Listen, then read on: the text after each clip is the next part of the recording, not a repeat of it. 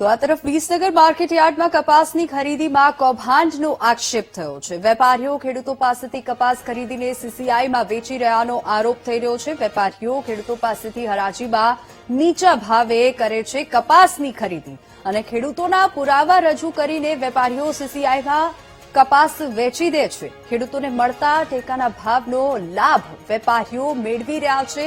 કપાસની ખરીદીમાં કૌભાંડ મુદ્દે કેટલાક વેપારીઓ હરાજી પ્રક્રિયાથી દૂર રહ્યા અને માર્કેટયાર્ડમાં હરાજી બંધ રહેવાથી કપાસના વેચાણની કામગીરી પર અસર પહોંચી છે। જવાબદાર વેપારીઓ સામે કડક પગલાં લેવાની ખેડૂતોએ માંગણી કરી છે। વધુ વિગતો સાથે સંવાદદાતા સુધીર ફોનલાઈન પર જોડાઈ ગયા છે। જી સુધીર, વેપારીઓ ખેડૂતો પાસેથી હરાજીમાં નીચા ભાવે કપાસની ખરીદી કરે છે અને આગળ પછી સીસીઆઈમાં વેચે છે। આ કૌભાંડ સામે આવ્યો છે, તેને લઈને શું વધુ વિગતો? જે વિસનગર ગાંધી બજારમાં કેન્દ્ર સરકાર દ્વારા ટેકાના ભાવે કપાસની ખરીદી માટે મસ્ત મોટા કમ્પાઉન્ડ હોવાની ચર્ચાનું જોર પકડ્યું છે। ખેડૂતોને મળે 25 રૂપિયા આપી તેમના ખાતામાં કપાસ વેચવાનો વેપલો કરવામાં આવતો હોવાનો આક્ષેપ ઉઠાવ્યો છે અને જેથી ખેડૂતોને મળવા પાત્ર લાભ વેપારીઓને મેળવી રહ્યા છે। આ વિરોધમાં બજારના 10 જેટલા વેપારીઓએ હરાજીનો બહિષ્કાર કર્યો હતો, જેને પગલે બપોર પછી હરાજી બંધ રાખવાની ફરજ પડી હતી। જોકે એપીએમસીના ચેરમેન આ હરાજી બંધ થવા પાછળનું કારણ મજૂરોની અછત હોવાનું જણાવ્યું છે અને જેથી વિવાદ વધુ ઘેરાવો છે। હવે આ મુદ્દે જવાબદાર સામે વેપારીઓ સામે પગલાં લેવાની માંગણી ઉઠી છે। જી સુધીર, આભાર સમગ્ર માહિતી બદલ।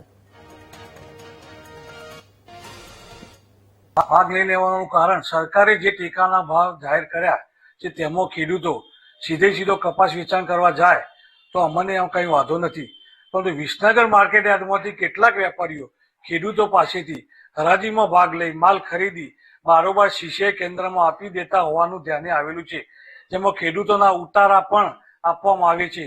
આ અંગે અમે કપાસની નિયમિત ખરીદી કરતા વેપારીઓ સીસીઆઈ અને ગુજરાત સરકારમાં લેખિત રજૂઆત કરવાના છીએ।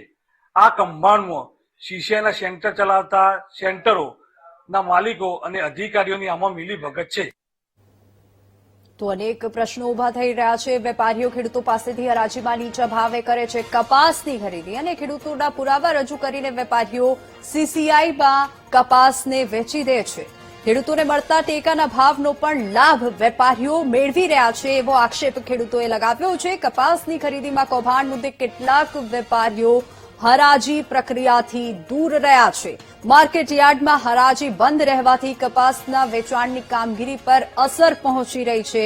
ખેડૂતો પણ પરેશાન થઈ રહ્યા છે। જવાબદાર વેપારીઓ સામે કડક પગલાં લેવાની ખેડૂતોએ માંગણી પણ કરી છે। જવાબદાર સામે ક્યારે પગલાં લેવાશે તેવી ખેડૂતો આશા રાખીને બેઠા છે। એપીએમસીમાં કપાસની ખરીદીમાં આ કૌભાંડ સામે આવતા જ અનેક સવાલ ઉભા થાય છે કે શું એપીએમસીમાં આ કપાસની વહેંચણીની જે પ્રક્રિયા છે એ પારદર્શક છે કે નહીં? ખેડૂતો પાસેથી ખરીદી સીસીઆઈમાં વેચે છે કપાસ, તેને લઈને આ સવાલ ઉભો થાય છે। વેપારીઓ હરાજી પ્રક્રિયાથી દૂર રહ્યા છે।